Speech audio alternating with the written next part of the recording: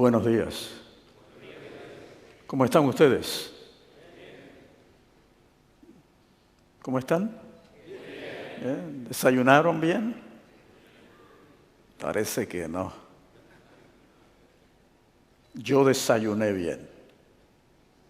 No puedo, hasta estos momentos, no puedo quejarme, Pastor Gil. Ni me quejaré. Es un verdadero privilegio para mí estar con ustedes. Si hay algo que yo disfruto, es estar con los pastores. Lo que esta iglesia ha llegado a ser, escuchen bien, lo que esta iglesia ha llegado a ser, después de la bendición especial de Dios, se debe a que Él ha estado usando pastores como ustedes alrededor del mundo. Si yo estoy hoy aquí, es porque ustedes han permitido que el Espíritu los use en su ministerio. Y la iglesia ha crecido y ha sido bendecida por medio de ustedes. Y en esta mañana yo comienzo diciéndoles gracias. Gracias por su dedicación a la iglesia y al mensaje de la iglesia. Porque si la iglesia en Sudamérica se caracteriza por ser una iglesia dedicada a la misión y al mensaje de la iglesia, en gran medida, eso es el resultado de los pastores que por años y años han trabajado a través de esta división. Y yo le doy gloria a Dios por ministros dedicados, por esposas consagradas que se han sacrificado tremendamente para que el Señor pueda por medio de ellos bendecir la iglesia. Y por eso es un honor para mí hablarle a ustedes y reunirme con ustedes. Yo estuve sentado donde ustedes están, yo fui pastor. Yo sé los retos, yo sé los gozos, yo sé las alegrías. Es cierto que el ministerio cuando yo trabajaba de pastor era un poquito distinto al ministerio de ustedes. Ustedes tienen retos que yo no tenía, pero debo decirles que yo tenía retos que ustedes no tienen. Y yo sé del placer de servir, pero sé de las frustraciones, sé del desaliento, sé del poder del Espíritu reavivando a uno para seguir adelante en el ministerio. Dios les bendiga. Y no permitan que nada ni nadie les desaliente. En esta mañana yo quiero leer un pasaje para ustedes. 13 de mis sermones estarán basados en este pasaje. Mateo capítulo 4. Los versículos 1 al 11. Es una lectura larga, pero es bueno leer la palabra en voz alta. Algo sucede cuando escuchamos la palabra leída. Leamos. Versículo 1 al 11. Entonces Jesús fue llevado por el Espíritu al desierto para ser tentado por el diablo. Y después de haber ayunado 40 días y 40 noches, tuvo hambre. Y vino a él el tentador y le dijo: si eres el Hijo de Dios, di que estas piedras se conviertan en pan. Él respondió y dijo: escrito está, no solo de pan vivirá el hombre, sino de toda palabra que sale de la boca de Dios. Entonces el diablo le llevó a la santa ciudad y le puso sobre el pináculo del templo y le dijo: si eres hijo de Dios, échate abajo, porque escrito está, a sus ángeles mandará cerca de ti, y en sus manos te sostendrán para que no tropieces con tu pie en piedra. Jesús le dijo, escrito está, no tentarás al Señor tu Dios. Otra vez le llevó el diablo a un monte muy alto y le mostró todos los reinos del mundo y la gloria de ellos y le dijo, todo esto te daré si postrado me adorares. Entonces Jesús le dijo, vete, Satanás, porque escrito está, al Señor tu Dios adorarás y a Él solo servirás. Y el diablo entonces le dejó. Y vinieron ángeles y le servían. Podría considerarse un pasaje extraño para hablarle a los pastores. Las tentaciones de Jesús. Pero quizás no lo es. Porque la tentación le llega a todo el mundo. De hecho, la palabra traducida tentación se puede traducir como prueba. Tentación o prueba, nos llega a todos. Y aquí encontramos al príncipe de los pastores, aquel de cuya identidad y ministerio nosotros nos nutrimos. Aquí lo tenemos. Y quizás mirando esta narrativa, esta narración, esta historia, podamos extraer algo que nos impacte y que nos motive a una vida santificada como la fue la de él. La historia asume un antes y un después.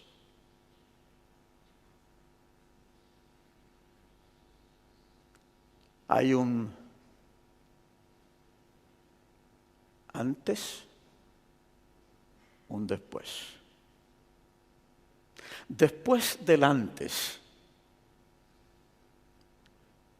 y antes del después hay un espacio. ¿Me entiende? Hay un antes, hay un después. Después del antes y antes del después hay un espacio.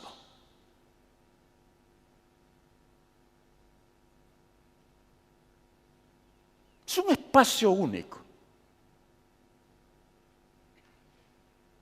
Y a ese espacio va Jesús. Y no hay pastor alguno que no vaya a ese espacio. Un antes, un después. Después del antes. Y antes del después está el espacio entre espacios. Hablemos por unos minutos acerca de el antes. Porque hay un antes. Si no hubiese un antes, no hay un después. El antes en esta historia se encuentra en el capítulo anterior, 3, versículos 13 en adelante. Ustedes conocen esta historia muy bien, yo no tengo que contársela en detalles. Es el bautismo ¿de quién? De Jesús. Hay un antes. Y ese antes es el bautismo que santifica al individuo, que lo dedica a una tarea, que lo identifica como el que ha de realizar esa tarea. Y ese antes va a ser seguido por el después. Pero entre el antes y el después está el espacio entre espacios. El antes.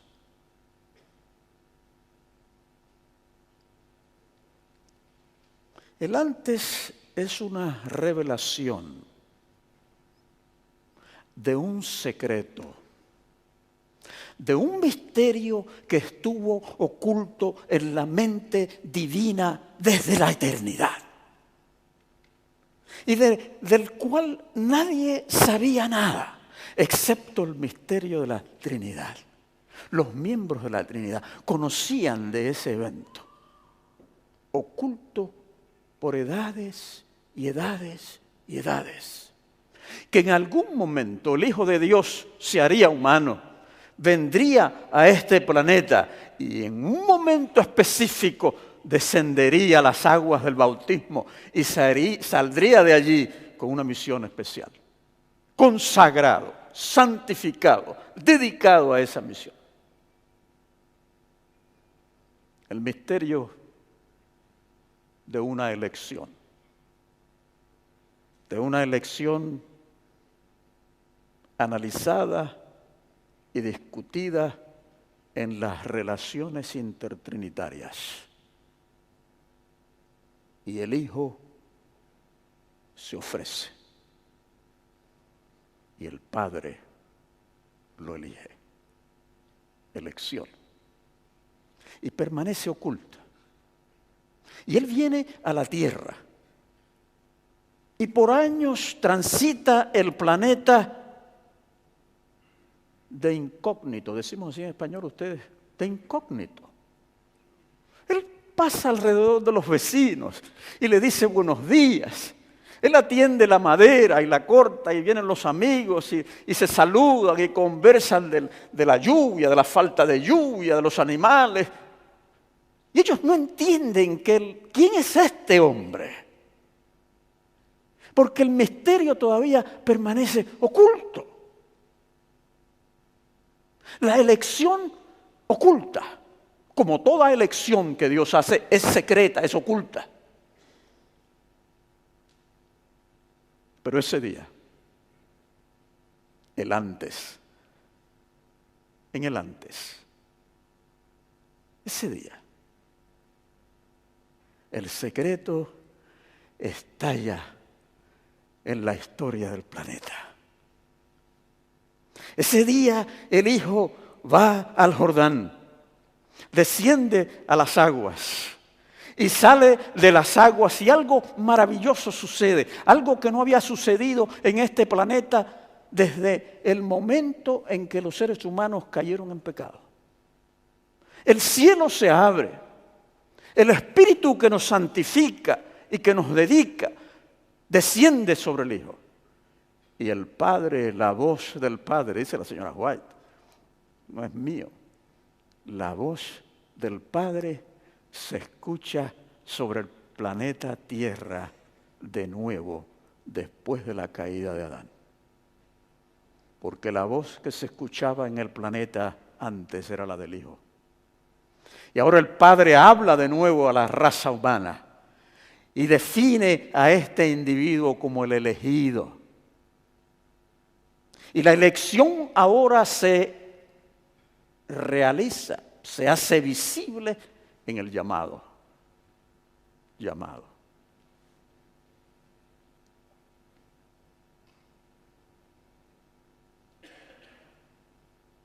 El antes. La elección. Esta mañana yo quiero decirles a ustedes, primero, que tú fuiste elegido. Jeremías, Pablo, hablan de la elección de ellos antes de nacer. Y yo pienso que el Señor nos eligió a nosotros antes de nacer. Y esa elección permaneció en secreto. Y Él se encargó de guiarnos en nuestra vida, de acercarse a nosotros, de llamarlos al conocimiento de Él y a la verdad que Él tenía para nosotros. Y trabajó en nuestros corazones y nosotros lo aceptamos a Él como nuestro Salvador. Él en forma misteriosa iba guiando nuestras vidas.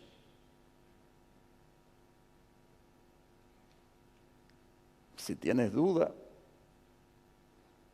piensa donde tú estabas hace años y mira dónde estás hoy. Todos nosotros tenemos una historia que contar. Nos podemos sentar y hablar de cómo yo vine al conocimiento de la verdad, de cómo sin yo saberlo el Señor me había elegido y me estaba guiando y estaba consagrando mi vida. Y luego viene la irrupción del llamado. La elección que estaba en secreto y en misterio de pronto estalla y se hace visible en nuestro ser por medio del llamado. Y ese llamado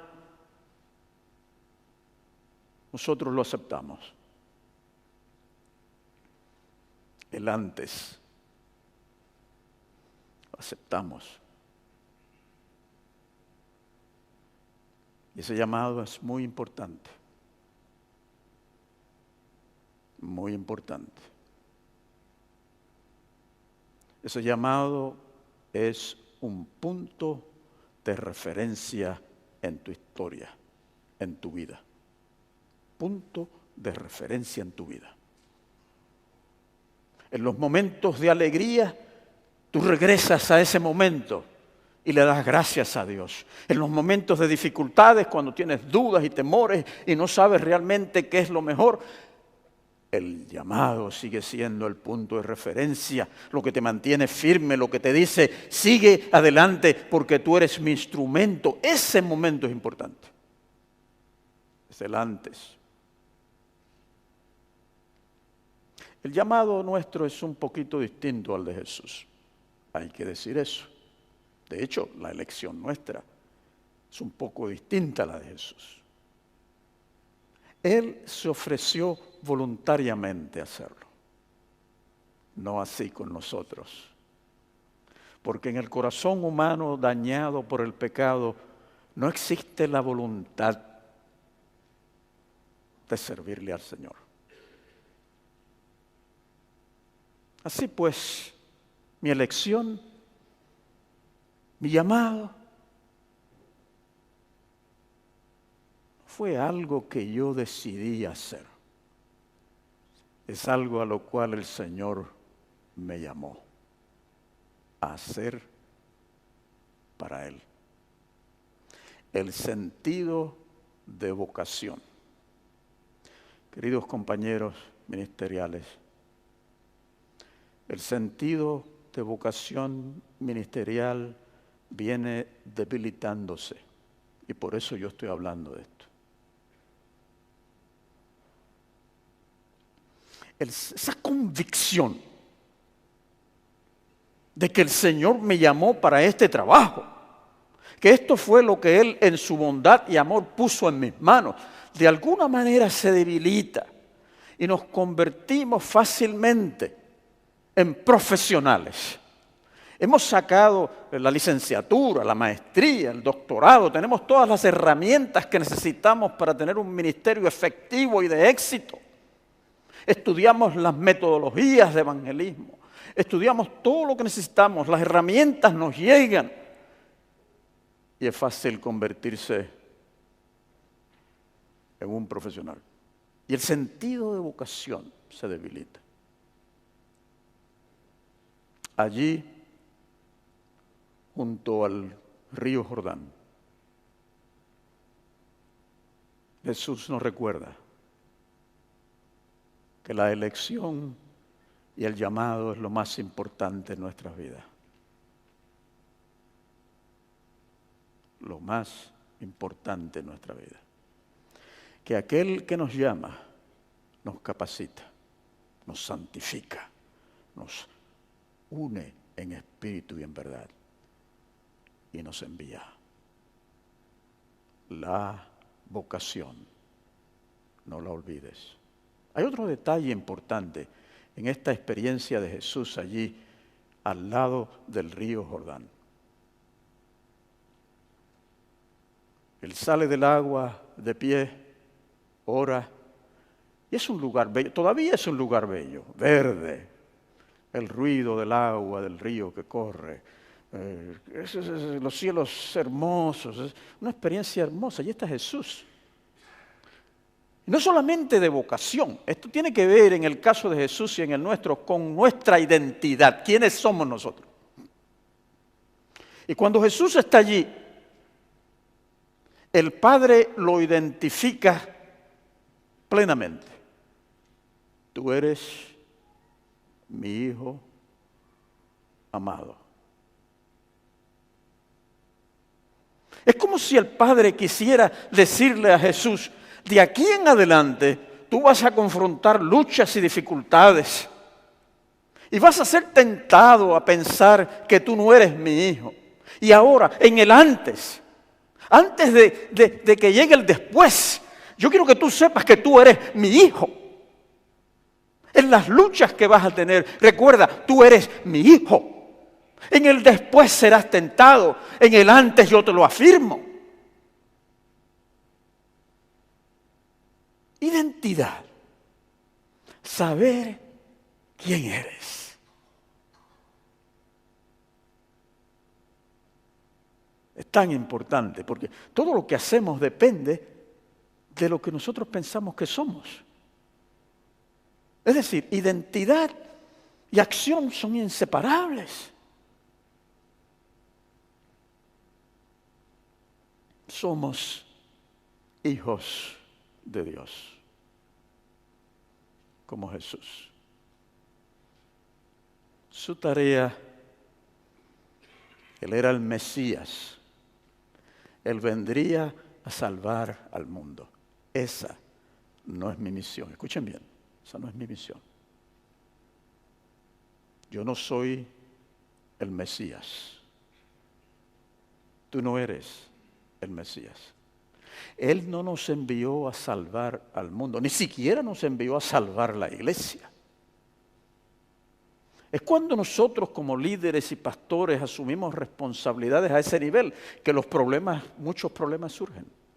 Ni Mesías, ni salvadores de la iglesia.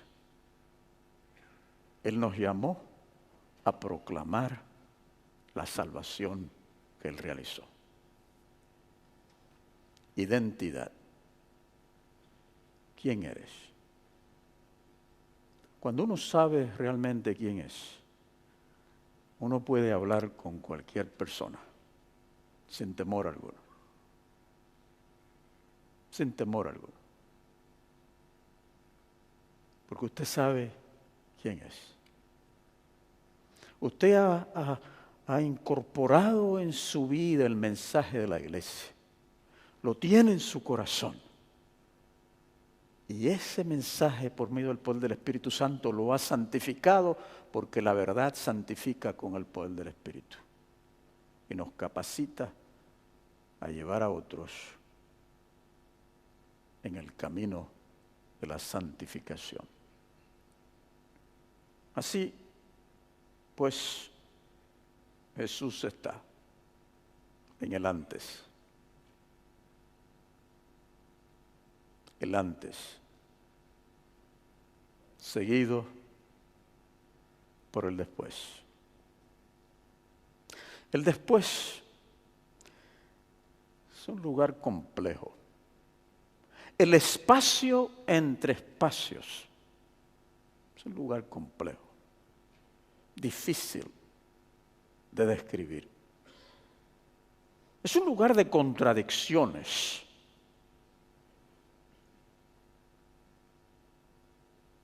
Es un lugar que la Biblia lo llama en este pasaje el desierto.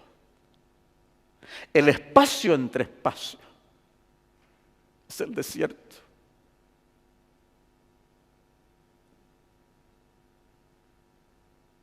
Y la Biblia dice que el Espíritu, después del bautismo, llevó a Jesús, lo guió y lo ubicó en el espacio entre espacios, en el después del antes y el antes del después. Allí lo ubicó. Y para mí ese es un pasaje de aliento. Me regocija saber que mi vida y tu vida está tan controlada por el Espíritu que Él es el que nos lleva.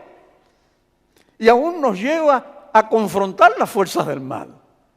Y aún nos ubica en la tentación o la prueba, como lo quieras traducir. El Espíritu está allí.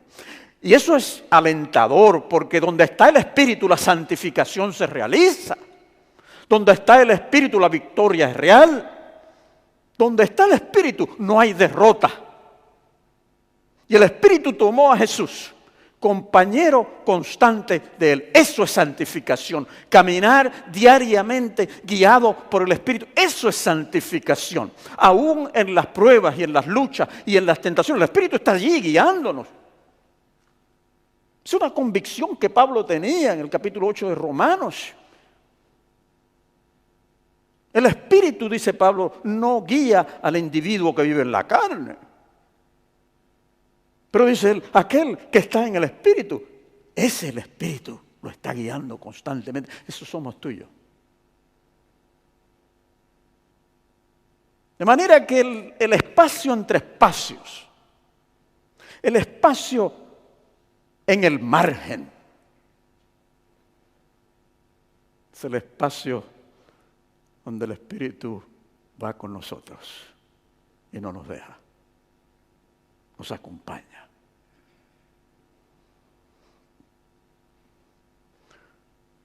Los especialistas en el estudio de rituales, ellos hablan de el rito de pasaje, creo que le decimos en español, no estoy seguro, pero creo que sí, el rito de pasaje. Y este rito tiene 3 elementos principales. Tiene la fase donde yo estoy, donde estoy. Luego me muevo a una etapa de transición, el espacio entre espacios. Y luego me muevo a la reincorporación. Es decir, el espacio antes, el espacio entre espacios y el espacio después.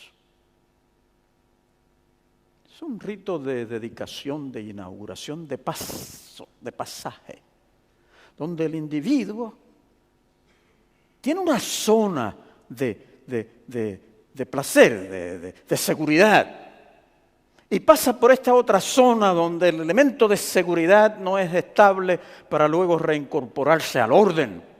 Así que pasa, en cierta forma pasa de orden a un poco de desorden a orden. Pero ese paso lo lleva a una reincorporación que es una experiencia que no tenía antes.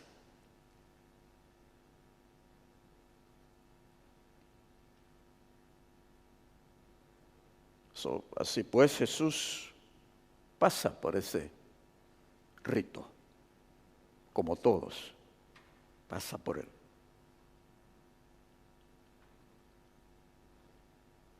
Y la Biblia identifica ese lugar como el desierto.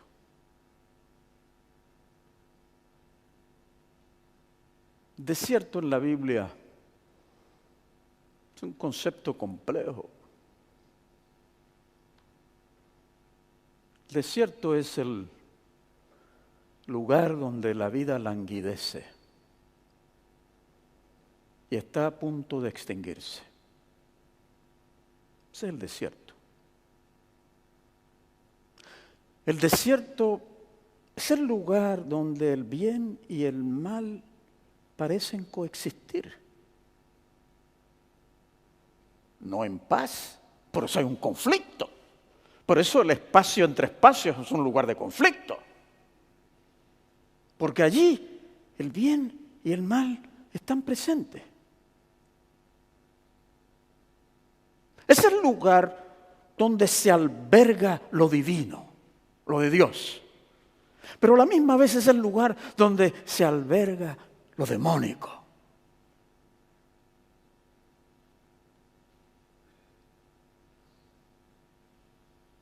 En cierta forma, la vida en este planeta es el espacio entre espacios. Hasta que finalmente el conflicto se resuelva.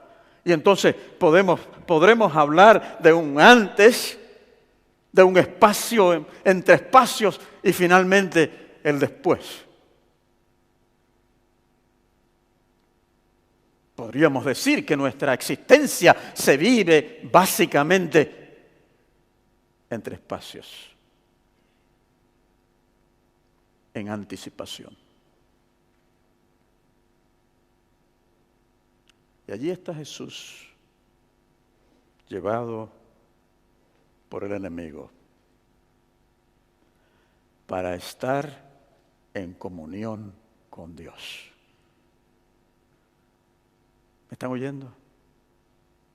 El espacio entre espacios puede ser un lugar donde podemos ser, por el poder de Dios, santificados. No hay espacio en el cual el Espíritu no pueda trabajar con y por nosotros. No existe ese espacio. Aún este espacio, que parece ser un poco caótico, en tensión consigo mismo, aún ese espacio el Espíritu lo puede usar para santificarnos. Y la realidad es que nadie puede escapar de ese espacio. Todos pasamos, Jesús pasó por ello.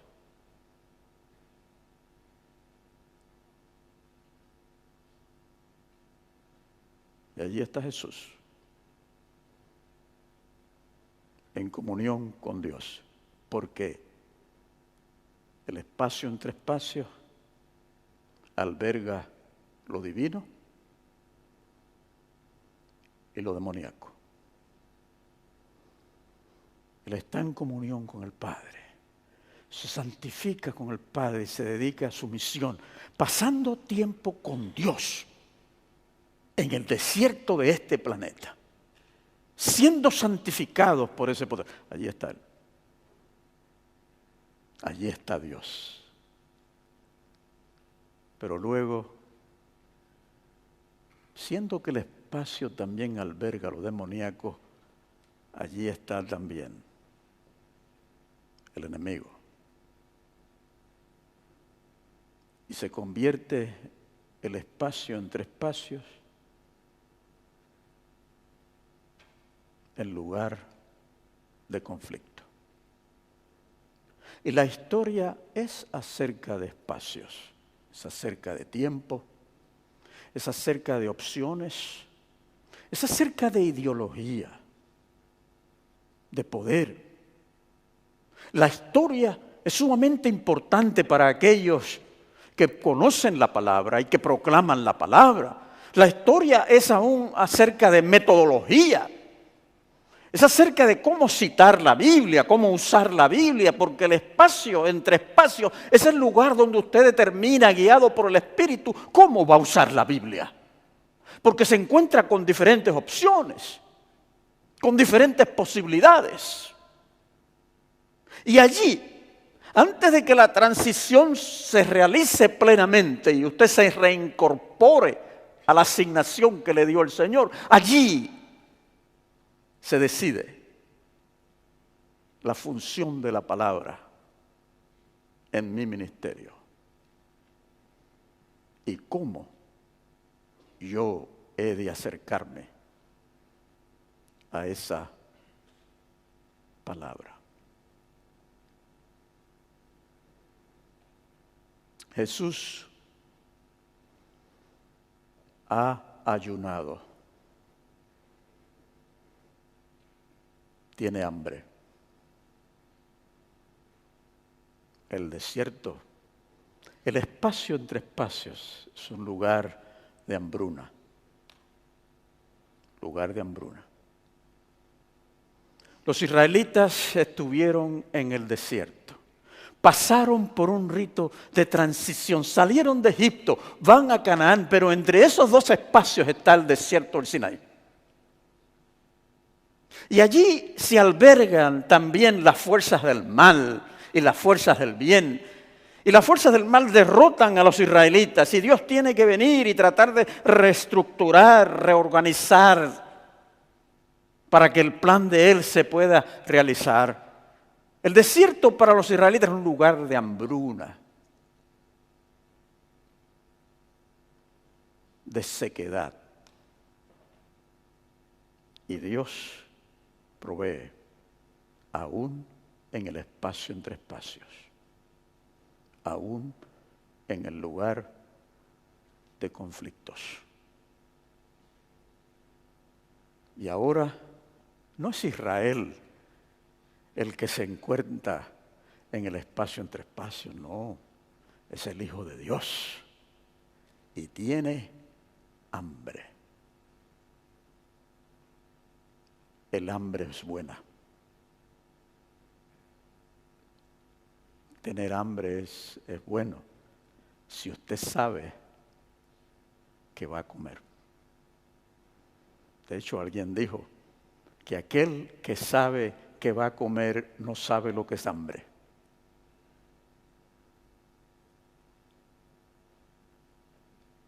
Jesús piensa que va a morir.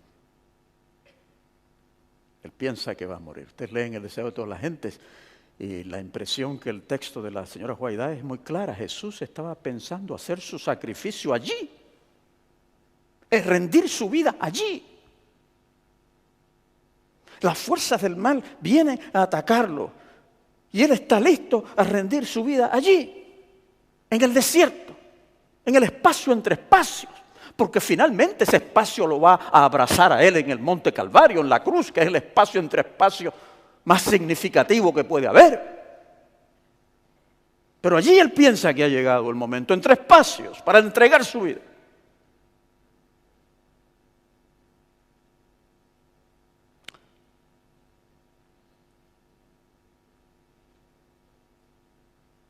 El desierto oculta lo demoníaco, pero tarde o temprano lo demoníaco se manifiesta. Y aparece este ser ante Jesús y lo observa. Tiene hambre y le dice: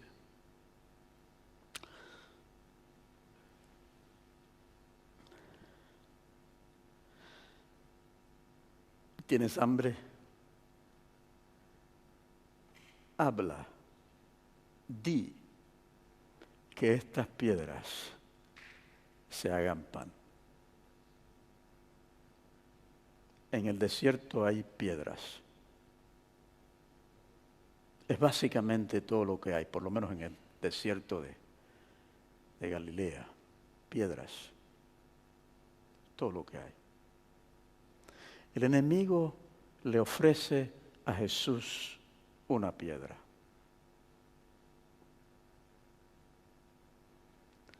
Si hay una característica básica de la piedra, es que la piedra no es pan. No es pan. Porque todo lo que el enemigo puede ofrecerle al ser humano es una piedra. En ese punto de transición, todo lo que él tiene disponible para ser una piedra. Y es una manifestación de la ausencia de amor que él tiene. Jesús dice: ¿qué padre que ama a su hijo? Si el hijo viene y le dice: papá, tengo hambre, ¿qué padre, si lo ama, le da una piedra?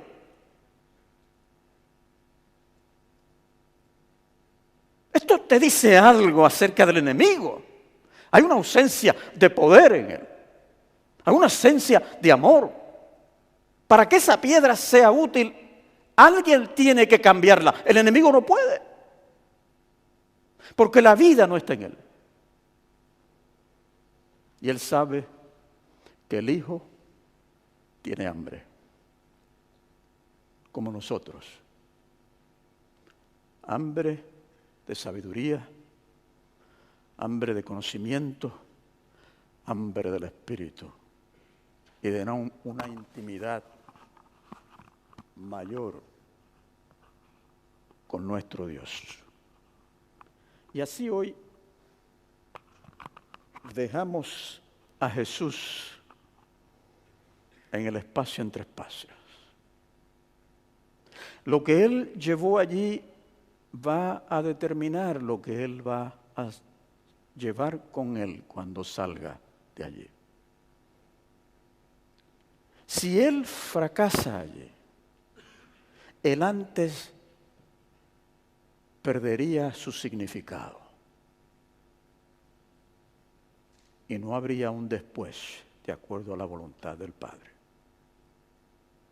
Pero ese antes se caracterizó por la elección, el llamado, la identidad. Una vida controlada y poseída por el Espíritu. Y allí estamos nosotros, sentados junto a Jesús, en el desierto, en el punto de transición, para decidir qué haremos. Haz que esta piedra se haga pan. Dios te bendiga.